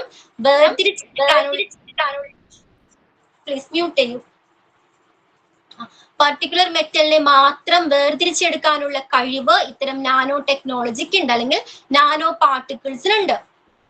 ക്ലിയർ ആണോ? അപ്പൊ നാനോ ടെക്നോളജി ഏതൊക്കെ സിറ്റുവേഷനിലാണ് ഉപയോഗിക്കുന്നത്? നമുക്ക് വാട്ടർ പ്യൂരിഫൈ ചെയ്യുന്ന സമയത്ത് ഉപയോഗിക്കാം.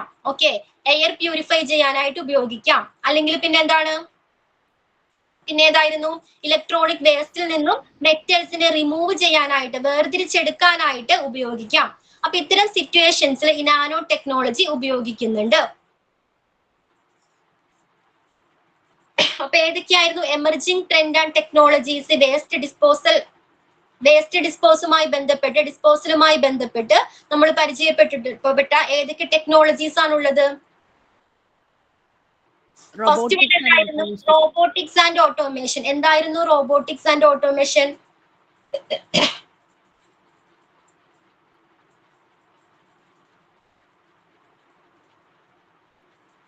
റംല പറയൂ, എന്തായിരുന്നു റോബോട്ടിക്സ് ആൻഡ് ഓട്ടോമേഷൻ? ഈ ടെക്നോളജിയുടെ ബെനിഫിറ്റ് എന്തൊക്കെയാണ്?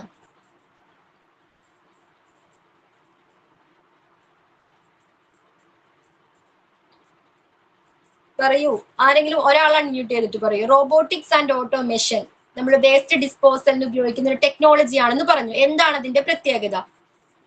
അതായത് റോബോട്ടിക് ആൻഡ് ഓട്ടോമേഷൻ ടെക്നോളജി ഉപയോഗിച്ചിട്ട് നമുക്ക് ഹൈലി ഡേഞ്ചറസ് ആയിട്ടുള്ള വേസ്റ്റുകളെ എളുപ്പത്തിലും വളരെയധികം ടെക്നിക്കലും ആയിട്ട് ഡിസ്പോസ് ചെയ്യാൻ പറ്റും.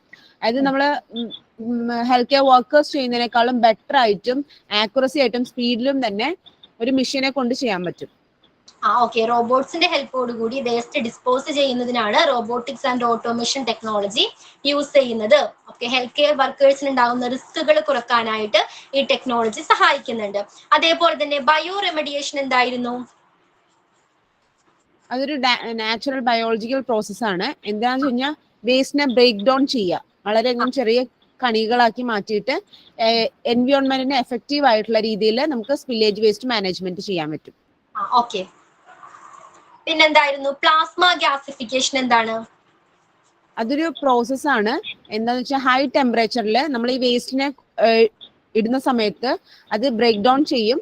എന്നിട്ട് ഈവൻ സ്പില്ലേജ് വേസ്റ്റിനെ ബ്രേക്ക് ഡൗൺ ചെയ്തിട്ട് ചെറിയ ചെറിയ സ്മോൾ കോൺസ്റ്റന്റ് കമ്പോണൻസ് ആക്കി മാറ്റും. അത് നമ്മുടെ എന്താ പറയാ വേസ്റ്റിന്റെ അളവ് കുറയ്ക്കാനും അതുപോലെ തന്നെ ഡേഞ്ചറസ് സബ്സ്റ്റൻസിന്റെ റിസ്ക് കുറയ്ക്കാനും അതുപോലെ നമുക്ക് ചിലപ്പോൾ വാല്യുബിൾ ആയിട്ടുള്ള മെറ്റീരിയൽസ് ആക്കി റീയൂസ് ചെയ്യാനും പറ്റും. ഓക്കെ, ദെൻ ഗ്രീൻ കെമിസ്ട്രി എന്തായിരുന്നു? ഗ്രീൻ കെമിസ്ട്രി, കെമിസ്ട്രിയുടെ പ്രത്യേകത എന്താണ്? ഇതൊരു പുതിയ ബ്രാഞ്ച് ഓഫ് കെമിസ്ട്രി ആണ്. ഇതിന്റെ ഉദ്ദേശം എന്താന്ന് വെച്ച് കഴിഞ്ഞാൽ നമ്മള് ഹൈലി ടോക്സിക് ആയിട്ടുള്ള കെമിക്കൽസ് ഉപയോഗിക്കുന്നതിന് പകരം ലെസ് ടോക്സിക് ആയിട്ടുള്ള കെമിക്കൽസ് ഉപയോഗിച്ചിട്ട് പുതിയൊരു തരം കെമിക്കൽ പ്രൊഡക്റ്റ് ഉണ്ടാക്കുകയാണെന്നുണ്ടെങ്കിൽ നമുക്ക് ഈ ഡേഞ്ചറസ് വേസ്റ്റ് മെറ്റീരിയൽസിന്റെ ഒക്കെ അളവ് കുറയ്ക്കാനായിട്ട് പറ്റും, റെഡ്യൂസ് ചെയ്യാനായിട്ട് സാധിക്കുന്നതാണ്. നാനോ ടെക്നോളജി മെയിൻലി എവിടെയൊക്കെയാണ് അപ്ലൈ ചെയ്യാനായിട്ട് പറ്റുന്നത്? ഏതൊക്കെ സിറ്റുവേഷൻ ആണ്?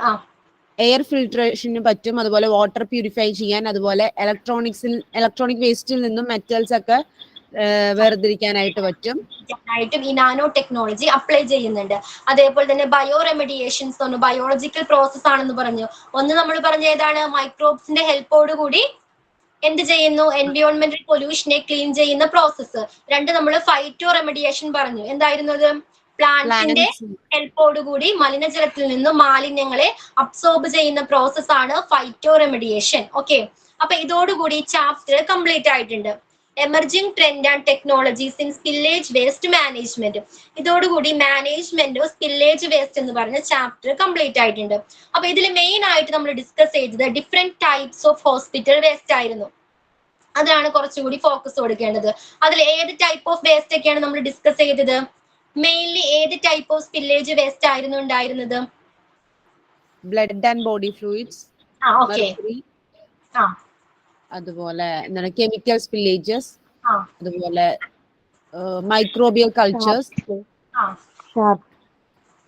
ഷാർട്സ്. Very good. അപ്പോ ബ്ലഡ് ആൻഡ് ബോഡി ഫ്ലൂയിഡ്സിന്റെ സ്പില്ലേജ് ഉണ്ടായാൽ എങ്ങനെയാണ് നമ്മൾ പ്രോപ്പർ ആയിട്ട് എന്തൊക്കെ സ്റ്റെപ്സ് ആണ് നമ്മൾ ഫോളോ ചെയ്യേണ്ടത്? ഏത് സൊല്യൂഷൻ ആണ് യൂസ് ചെയ്യേണ്ടത്? ആദ്യം തന്നെ എവിക്ട് ദ ഏരിയ, അതുപോലെ കണ്ടെയ്ൻ സ്പെൽ, കണ്ടെയ്ൻ ചെയ്യാൻ വേണ്ടി ഏതാണോ അബ്സോർബൻ മെറ്റീരിയൽസ് അത് പ്രോപ്പർ ആയിട്ട് ഉപയോഗിക്കുക. എന്നിട്ട് അത് നമ്മളൊരു ലേബൽ ചെയ്ത കണ്ടെയ്നറിൽ ഇട്ട് വെക്കണം. അതുമായിട്ട് കോണ്ടാക്ട് വന്ന എല്ലാ സാധനങ്ങളും ഡിസിൻഫെക്റ്റന്റ് ആയിട്ട് ഉപയോഗിക്കേണ്ടത് 1% ഹൈപ്പോക്ലോറൈഡ് സൊല്യൂഷൻ ഉപയോഗിച്ചിട്ട് വേണം ക്ലീൻ ചെയ്യാനായിട്ട്. എന്നതിന് ശേഷം ആ സ്ഥലം ക്ലീൻ ചെയ്യുക. വീണ്ടും വാട്ടർ വെച്ച് നമുക്ക് വേണമെങ്കിൽ ക്ലീൻ ചെയ്യാം. Water and soap, detergent something, then air dry ചെയ്യാം. ഓക്കെ, ദെൻ മെർക്കുറിയുടെ സ്പില്ലേജ് ഉണ്ടായാൽ ഏത് സൊല്യൂഷൻ ആണ് യൂസ് ചെയ്യേണ്ടത്? മെർക്കുറി സ്പില്ലേജ് ഉണ്ടായാൽ എന്തോ 10% തയോസൾഫേറ്റ് സൊല്യൂഷൻ. Thiosulphate solution. പിന്നെ ഒരു സൊല്യൂഷൻ കൂടി പഠിച്ചു. ഏതിനാണ് നമ്മൾ ആ സൊല്യൂഷൻ യൂസ് ചെയ്യുന്നത്? ഏതായിരുന്നു? Microbial cultures. ആ ടൈമിൽ നമ്മൾ യൂസ് ചെയ്യേണ്ട സൊല്യൂഷൻ ഏതാണ്? 1% solution percentage chlorine, 80% ethanol. 80% ethanol add ചെയ്ത സൊല്യൂഷൻ ആണ്, മിക്സ്ചർ ആണ് നമ്മൾ യൂസ് ചെയ്യേണ്ടത്. പക്ഷേ ഹൈലി ഇൻഫെക്ഷ്യസ് സ്റ്റേജ് ആണെങ്കിൽ എന്ത് ചെയ്യണം? ഫോർമാൽഡിഹൈഡ്. ഫോർമാൽഡിഹൈഡ് ഗ്യാസ് ആണ് നമ്മൾ യൂസ് ചെയ്യേണ്ടത്. അതിന്റെ ഫോർമുല എന്തായിരുന്നു? CH2O. CH2O ആണ് ഫോർമാൽഡിഹൈഡ് ഗ്യാസിന്റെ ഫോർമുല എന്ന് പറയുന്നത്. അപ്പൊ ഇത്രയും കാര്യങ്ങൾ ക്ലിയർ ആണോ? നെക്സ്റ്റ് ക്ലാസ്സിൽ നമുക്ക് പുതിയൊരു ചാപ്റ്ററുമായിട്ട് കാണാം. പുതിയ ചാപ്റ്റർ ഇതിൽ നിന്ന് വരാവുന്ന പോസിബിൾ ക്വസ്റ്റ്യൻസ് തരാൻ പറ്റുമോ? ഞാൻ MCQ ആയിട്ട് അയച്ചിട്ടുണ്ടായിരുന്നല്ലോ. അല്ല, ഇപ്പം ആദ്ര മാം ഒക്കെ ഞങ്ങൾക്ക് അങ്ങനെ തരുന്നുണ്ട്. ഓക്കെ. നെക്സ്റ്റ് ക്ലാസ്സിൽ തരാം. ഞാൻ പ്രിപ്പയർ ചെയ്തിട്ട് തരാം. Thank you. Okay bye. അപ്പൊ ഞാൻ മൈൻഡ് ചെയ്തോട്ടെ. Okay ma'am, thank you. Okay bye. Thank you ma'am.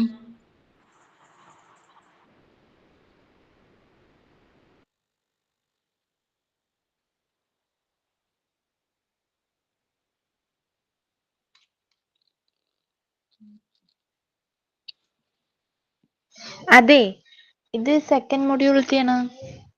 അതെ, സെക്കൻഡ് മൊഡ്യൂളിലാണ്. എത്രാമത്തെ ചാപ്റ്റർ ആണ് ഇത്? 31. അതെ, 31. എന്താണ് കേൾക്കുന്നില്ല? എന്താ പറഞ്ഞത്? എന്താണ് പറഞ്ഞത്? കേട്ടില്ല. കേട്ടാ? ഇല്ല, കേട്ടില്ല. എന്താ പറഞ്ഞേ? ആണെന്ന് ക്ലിയർ അല്ലടാ. എന്തോ സ്കിപ്പ് ആവുന്നുണ്ട്. നീ സംസാരിക്കുമ്പോ ഇടയ്ക്ക് ബ്രേക്ക് ആവുന്നുണ്ട്. ഒരു മിനിറ്റ്. എന്തോ ഹലോ, ഇപ്പൊ കേക്കണ്ട നിനക്ക്? കേക്കാം. എനിക്ക് നിന്റെ ഹെൽപ്പ് ഒന്ന് വേണമെന്ന്. ഞാൻ എപ്പോഴാണെങ്കിലും കുഴപ്പമില്ല. Okay, thank യുടാ. നമ്പർ അറിയാലോ അല്ലേ? ഇല്ലടാ, നീ നമ്പർ ഒന്ന് പറയോ?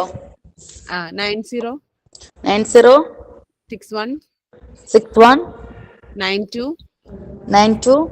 6613. ഓക്കെടാ, താങ്ക് യു. അതെ, ക്ലാസ് കഴിഞ്ഞതാണോ? ക്ലാസ് കഴിഞ്ഞു. കഴിഞ്ഞ സമയത്ത് ആരാണ് കയറി വന്നക്കുന്നത്? ഇല്ലില്ല, ഞാൻ നേരത്തെ കേറിയായിരുന്നു. പക്ഷെ ഞാനൊരു സെക്കൻഡ് ഒന്ന് മൈൻഡ് മാറി. ഞാനേ ക്ലാസ്സിൽ ഇപ്പൊ 2-3 ക്ലാസ്സിൽ ഞാൻ കേറിയിട്ടുള്ളേ. അപ്പൊ ഇതിന്റെ നോട്ട്സ് എങ്ങനെയാണ് എടുക്കുന്നത്?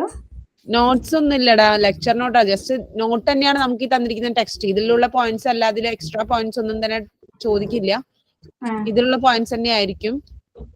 പിന്നെ വേണമെങ്കിൽ നമുക്ക് റെക്കോർഡ് ക്ലാസ് കേൾക്കുകയാണെന്നുണ്ടെങ്കിൽ വേണമെങ്കിൽ അത്യാവശ്യം നോട്ട്സ് ഒക്കെ എഴുതിയെടുക്കാൻ പറ്റും. അനീഷ മാമിനൊക്കെ റെക്കോർഡ്സ് നോട്ട്സില് നല്ല, അതായത് ആളെ ലെക്ചർ നോട്ട് നല്ല എക്സ്പ്ലെയിൻ ആയിട്ട് കിടക്കണ്ടായില്. പക്ഷെ അതൊന്നും എഴുതിയെടുക്കേണ്ട ആവശ്യമില്ലടാ. അത് ഇനി നമുക്ക് ഞാൻ എഴുതിയെടുത്തായിരുന്നു. ഞാനിത് ടൈം എടുത്തിരുന്നു എഴുതിയെടുത്തത്. കേട്ടിരുന്നാ മതി. ഇനി നമുക്ക് അതിനെ കുറിച്ച് ഡീറ്റെയിൽ ആയിട്ട് പഠിക്കാനുണ്ട്. അപ്പോഴും മാം ഇതുപോലെ പറയും. എന്തായാലും ഇപ്പൊ അന്ന് എനിക്ക് ചിലപ്പോ നോട്ട് എഴുതാൻ പറ്റിയില്ലെങ്കിലും അപ്പൊ എന്നെ എഴുതി വെച്ച്. എനിക്ക് നോട്ടിന്റെ കാര്യത്തിൽ ഇതുണ്ട്. കാരണം എനിക്ക് പല ക്ലാസ്സും കയറാൻ പറ്റിയിട്ടില്ല. അതാണ് അത് ചില പോയിന്റ്സ് ഉള്ളൂടാ മാംസ് പറയുന്നത്. ചില പോയിന്റ്സ് മാംസ് പറഞ്ഞു തരും നോട്ട് എഴുതാൻ വേണ്ടി. അപ്പൊ നമ്മളത് നോട്ട് ചെയ്തെടുത്താൽ മതി. പേരെന്താ നിങ്ങളുടെ? എന്റെ പേര് അനില. എന്റെ പേര് അനില. ഓക്കെ. വീടോ? കാരുണ്യ. വീട് എവിടെയാ? എന്റെ വീട് തൃശ്ശൂരാ. തൃശ്ശൂർ കടവല്ലൂർ. ഹലോ. പിന്നെ സാറ്റർഡേ നമുക്ക് സ്പില്ലേജ് വേസ്റ്റ് എടുക്കണേ.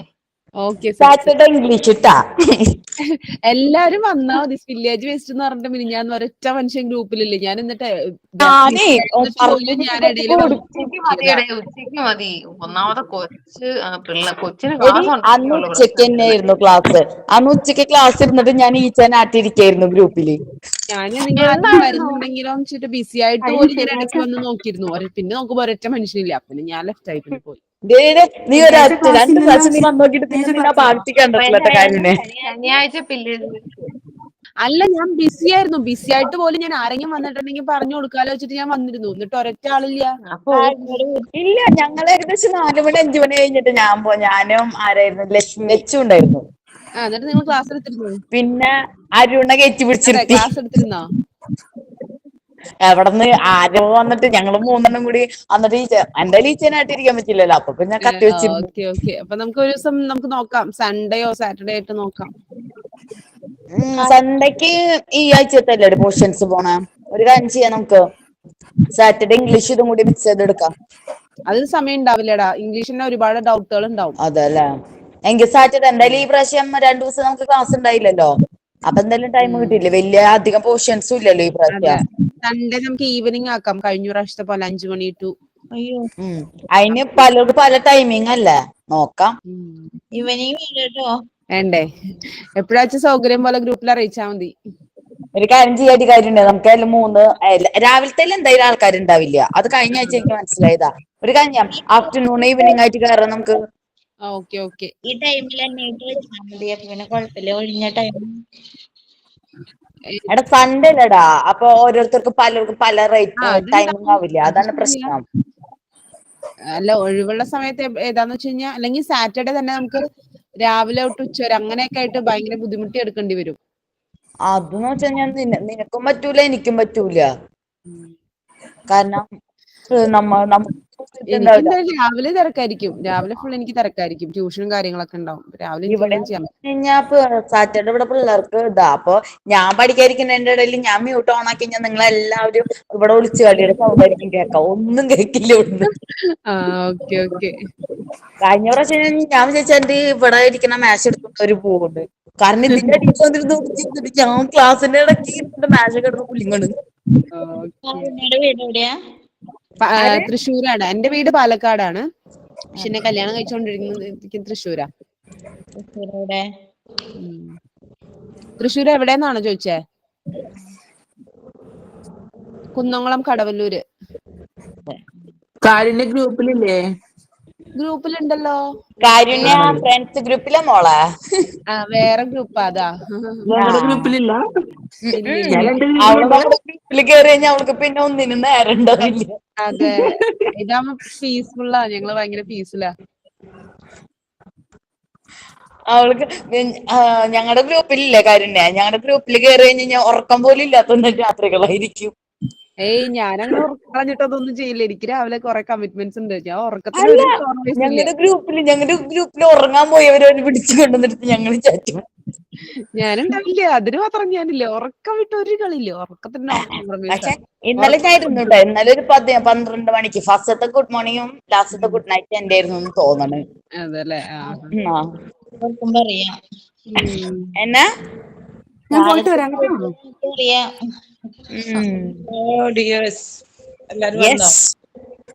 കഴിഞ്ഞു കഴിഞ്ഞപ്പോ എല്ലാവരും എത്തി.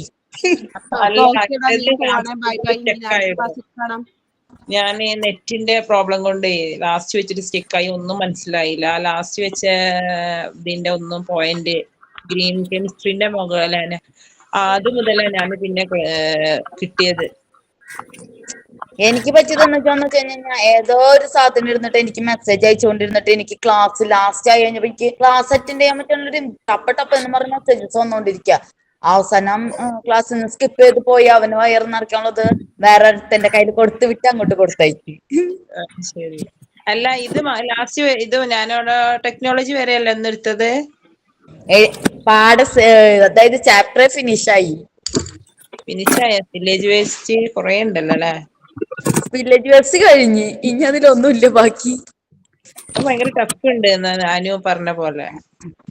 ഇല്ല, ടഫ് അല്ലടാ, അത് സെയിം തന്നെ, എല്ലാ മെത്തേഡ്സും സെയിം തന്നെ, അത് റിപ്പീറ്റ് ചെയ്ത് വരുന്ന അതിൽ ചില വ്യത്യാസങ്ങൾ മാത്രം അല്ല. കാരുണ്യ പോയി അവള്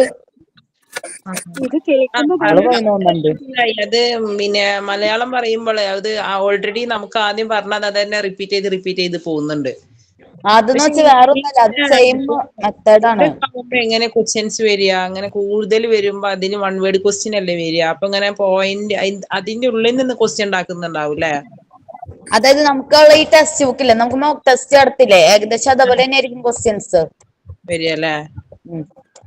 അപ്പൊ കഴിഞ്ഞ ക്ലാസ്സിൽ മോസ്റ്റ് ടെസ്റ്റ് ഏത് നടത്തിയത്? ഞാൻ കഴിഞ്ഞ ക്ലാസ്സിലൊന്നും അറ്റൻഡ് ചെയ്തിട്ടുണ്ടായിരുന്നു. ഇന്നലത്തെ ക്ലാസ് ആണോ? അതായത് ഇന്നലത്തത് മിനിയാന്ന് അല്ല, മുഹറത്തിന്റെ അന്നില്ലല്ലോ, അതിന്റെ 2 ദിവസം മുന്നേ.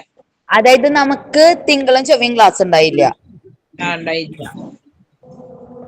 അല്ല ഇത് കണ്ടിട്ട് എനിക്ക് തോന്നുന്നു നമ്മുടെ 5Cയുടെ പിള്ളേര് മാത്രാന്ന്. ആണോ പിള്ളേരെ 5C മാത്രമേ ഉള്ളൂ? ഞാനിതുവരെ 4 എക്സാമോ 4 or 5 ആണ് അറ്റൻഡ് ചെയ്തത്. നിങ്ങളൊക്കെ അറ്റൻഡ് ചെയ്തില്ലേ? എന്താന്ന് എന്താ സംഭവം പോലും എനിക്ക് മനസ്സിലായിട്ടില്ല. കാരണം ഞാൻ ക്ലാസ് അറ്റൻഡ് ചെയ്തില്ല എന്ന് പറഞ്ഞായിരുന്നല്ലോ. അപ്പൊ നിനക്ക് എന്താ റെക്കോർഡ് ക്ലാസ് കിട്ടിയില്ലേ? എന്റെ റെക്കോർഡ് ക്ലാസ് കിട്ടി, പക്ഷെ എനിക്ക് അതും കേൾക്കാനുള്ളൊരു സാവകാശം എനിക്ക് കിട്ടിയിട്ടില്ല. അതാണ് മെയിൻ. അപ്പൊ മക്കളൊരു കാര്യം ചെയ്തോ, ക്ലാസ് ഒന്ന് കുറച്ചൊക്കെ കേട്ട് കഴിഞ്ഞിട്ട് നമ്മുടെ കമ്പൈൻ സ്റ്റഡിയിൽ കേറിക്കോ. ഡൗട്ട് ഉണ്ടെങ്കിൽ നമുക്ക് തിരിച്ചു പോവാം. ഇനി ഇപ്രാവശ്യം കേറിയില്ലെങ്കിൽ ആരെങ്കിലും ഒക്കെ കേറാത്തതുണ്ട്, അവര് വന്നു കഴിഞ്ഞിട്ട് ഇനി കംപ്ലൈന്റ് പറഞ്ഞു കഴിഞ്ഞാൽ എന്റെ തലക്കിട്ട് മേട്ട് കിട്ടും. പറഞ്ഞില്ലെന്ന് വേണ്ട. ഇന്ന് ഞാൻ മടിയെടുക്കണ ചൂടെടുക്കണോന്ന് ആലോചിച്ചിട്ട് നിക്കണ ഗ്രൂപ്പില്.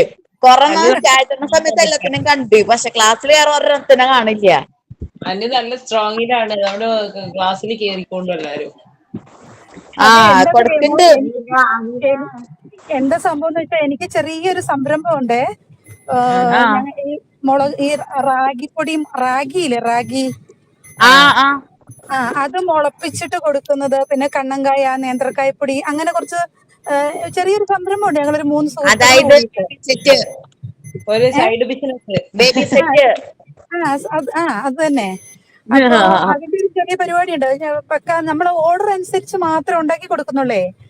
കാരണം അതിന് നല്ലൊരു അത് കറക്റ്റ് ഇതായിരുന്നു. എങ്ങനെ ആ ഐഡിയ കിട്ടി? കാരണം കുട്ടികൾക്ക് ഏതൊരു ഇതിൽ ചെന്ന് കഴിഞ്ഞാലും, ഏതൊരു വീട്ടിൽ ചെന്ന് കഴിഞ്ഞാലും കുട്ടികൾക്ക് കൊടുക്കുന്ന ഫുഡ് ചോദിച്ചു കഴിഞ്ഞാൽ ഫസ്റ്റത്തെ ഓപ്ഷൻസ് ആണ് റാഗിയും കായയും, കണ്ണങ്കായ. അതെ, നേന്ത്രക്കായ ഉണ്ട്, കണ്ണങ്കായ ഉണ്ട്, പിന്നെ മില്ലറ്റ്സുകളുണ്ട്. നേന്ത്രക്കായേക്കാളും കൂടുതൽ കണ്ണങ്കായ പറയാ. പക്ഷെ വേറൊരു കാര്യമാണ്, ഈ തൃശ്ശൂർ ജില്ലയിലെ ഞങ്ങൾ ഈ കണ്ണങ്കായ കണ്ടിട്ടുള്ളൂ. പക്ഷെ ഞാൻ കോട്ടയംകാരത്തിയാണേ. പക്ഷെ ഞങ്ങള് തൃശ്ശൂർ മീൻസ് കോട്ടയം, ഞങ്ങള് തൃശ്ശൂർ ഡിഫറെന്റ് മോള്, അതുകൊണ്ടാ. അതെ അതെ അതെ, നിങ്ങളുടെ സ്ലാങ് ഇഷ്ടപ്പെട്ടിട്ടാ സത്യം പറഞ്ഞ ഇവിടെ വന്ന് ഞങ്ങള് സ്ഥലം എടുത്തത്. എന്നിട്ട് എന്റെ സൗണ്ട് കേട്ട് തോന്നുന്നുണ്ടോ ഞാൻ തൃശ്ശൂർക്കാരിയാന്ന്? ഒരാളും കറക്റ്റ് പറയില്ല എന്റെ സ്ലാങ് ഇന്ന് വരെ എനിക്ക് മാറ്റാൻ പറ്റുന്നില്ല. അതെങ്ങനെയാന്നറിയോ? ഇപ്പൊ നമുക്ക് സ്ലാങ്, അതായത് നമ്മുടെ നാട്ടിലത്തെ സ്ലാങ് മാറ്റണം ഫുൾ, അതായത് മിക്സഡ് ആയിട്ട് എല്ലാ നാട്ടുകാരായിട്ട് ഇത് എന്താ പറയാ മിംഗിൾ ചെയ്താൽ മതി, നമ്മുടെ സ്ലാങ് തന്നെ മാറിപ്പോവും. എന്റെ സ്ലാങ് അങ്ങനെയാ, ഞാൻ അങ്ങനെയാ. കാരണം കുറച്ച് നാള് ഞാൻ കണ്ടിന്യൂസ് ആയിട്ട് പത്തനംതിട്ടക്കാരുടെ അടുത്ത് വർത്താനം പറഞ്ഞാൽ കറക്റ്റ് ആ സ്ലാങ്ങിൽ അങ്ങ് പൊക്കോളൂ. എന്റെ തള്ളക്ക് പോലും സംസാരം കണ്ടിട്ട് കണ്ടുപിടിക്കാൻ പറ്റില്ല. എനിക്ക് 2 പെൺകുട്ടികളാണേ. അപ്പൊ അവർക്ക് ഇത് ഭയങ്കര ഇഷ്ടം. അപ്പൊ അവര് നല്ലോണം സംസാരിക്കും. ഞാൻ പ്രോപ്പർ തൃശ്ശൂരില്ല, ചാലക്കുടിയാണ്. പക്ഷെ അവര് നന്നായിട്ട് സംസാരിക്കും.